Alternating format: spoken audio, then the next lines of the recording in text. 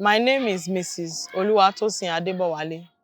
My name is Caleb Esther Oluwashemilore. My name is Hannatu Daniel. My name is Khadija Umar Hussein. My name is Rita Iya. My name is Mr. Idimoye Onorode, and I teach in Government Day Secondary School, New Bwari, Niger State.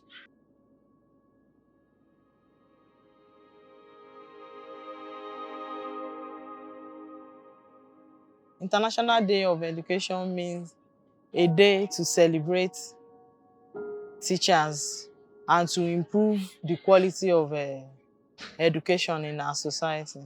International Day of Education is a day set aside to celebrate the world's teacher and to celebrate the education we have in our country. International Day for Education means an important day in education where people get to talk about what they've learned or what they are learning or how education has impacted them in one way or another, or just celebrating education as a whole for that day.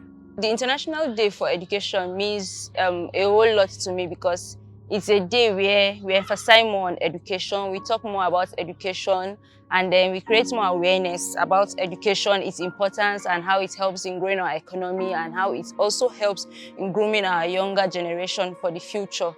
The International Day of Education is a day where we get to celebrate education, Western education, and also celebrate the teachers and students alike. International Day of Education simply means it's a program that was established by UNESCO in 1994 to celebrate what? Teachers for the good job that they are doing, for imparting knowledge or inculcating knowledge to the world, to the young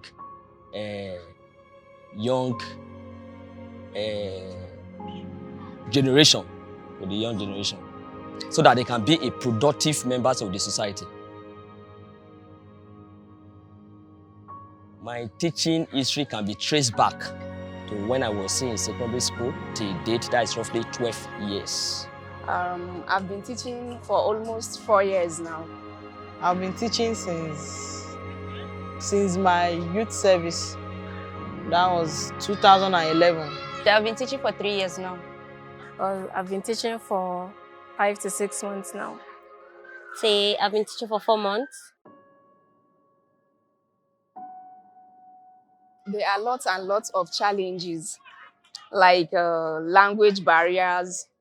We have inadequate labs, facilities, computers, and we even lack teachers. So I feel these are some of the challenges we have. Well, since I started teaching here at GDSS, I would say the challenges are sometimes the students don't make it to school, sometimes because of some of their family, they're staying far from the school, then inadequate chairs and other facilities in the school to enable us to teach them more on a daily basis. For my profession, I think most of the challenges I faced is language barrier, because most of the students speak more of Hausa and their indigenous languages. So you have to take your time to interact more and take it slow with them for them to really understand English, and then for easy communication. And then some of them are not ready to learn, but you still have to encourage them on the importance of learning and education itself. The challenges I've been facing in my professions are numerous, but I will just mention few. Number one, lack of willingness of the students. Most of our youth nowadays, they are not ready to learn. They are not serious with education. Secondly, lack of infrastructure, then and materials for learning. Take for instance, like this school that we are now, they don't have enough building. So many students are jam-packed in one classes. No chairs for them to sit. Then sometimes, most of them don't even have textbooks. They don't have notebooks. Some don't even have pen to write. So those are the challenges. Then their foundations are not okay. So those are the challenges that we are facing. There are a lot of challenges in teaching what profession. Some of these challenges are lack of teaching facility, infrastructure. The students are also playing trance. Then lack of funds, inadequate what teachers, lack of effective what communication. Because some of the students, when you are speaking English with them, they reply you with their language. They play trance means at times you might be teaching in the class, and some of them they are moving up and down. They will be playing away. They will be playing.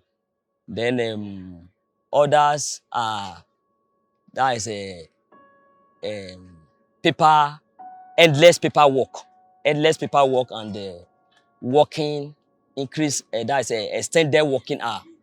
What I mean there is that teaching involves a lot of writing, lesson notes, recording, diary, a lot of things. So that is what I mean by that endless paper work. And then the extended working hour simply means at times maybe we teach beyond the teaching period. Maybe the stipulated time is just 45 minutes, but you may end up teaching more than 45 minutes because of some of the students that were not understand properly. There are quite lots of challenges from, language, for instance. I have some of my students that don't understand English currently, so it's quite difficult, sometimes passing down knowledge to them. So I think that's one of my major challenge. The fact that some of them don't understand English, and my joy is that they actually do get the knowledge. So passing down the knowledge to them is quite difficult with in that aspect.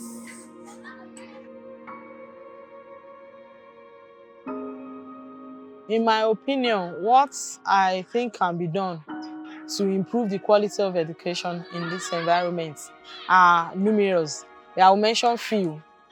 Number one, more building should be built, more classrooms for the students to stay, and more chairs and tables should be provided for them. Then they should build libraries with all the materials that are needed in the library. Then the laboratory too, should be built and should be equipped well. Also, there should be computer room for the students. Then adequate teachers should be provided for the teachers. So those are the... By employing more teachers, like more qualified teachers, by building more structures, making the place conducive for the children to learn, and providing more books, pen to encourage them to learn. For now, I would think maybe the community or the government or NGOs will just help the school with some teachers and infrastructures, like provide chairs, books, things for laboratories, because some of them are supposed to be writing their work soon and they don't have enough books to go through or practical instruments for them to practice before their exams. So I think it will be good if the government or the community can provide those things. It will really go a long way for the students. There should be more quality facilities, like quality laboratories with equipment, and then good structures too for the students, and enough classrooms too. And then they should have good libraries too with enough books. And then also, the parents too should be encouraged and be aware more on the importance of education, so that they'll send their children more to school. What can be done is provision of fund, provision of what? Teachers, adequate what? Teachers. Then motivation, and provision of a good laboratory and library. Yes, and security. I think I've mentioned that before. These are some of the things. More classroom, if more classrooms can be built so that the student can be well spaced, and then when you are teaching them, they'll be able to, understand you quickly enough. More classrooms can come in. That would be very, very wonderful. That would be very wonderful.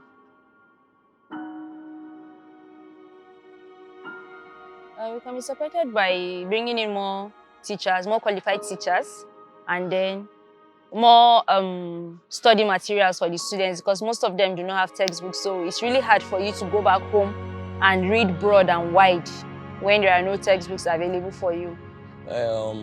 I can be supported by providing instructional material, teaching and learning material, then with motivation also. We need motivation so that we can give the best. I think I can be supported in providing quality education to my students by providing more qualified teachers for the students, building of classrooms for the students to be able to learn, and providing good chairs and table for them. Also providing textbooks and basic learning materials for them.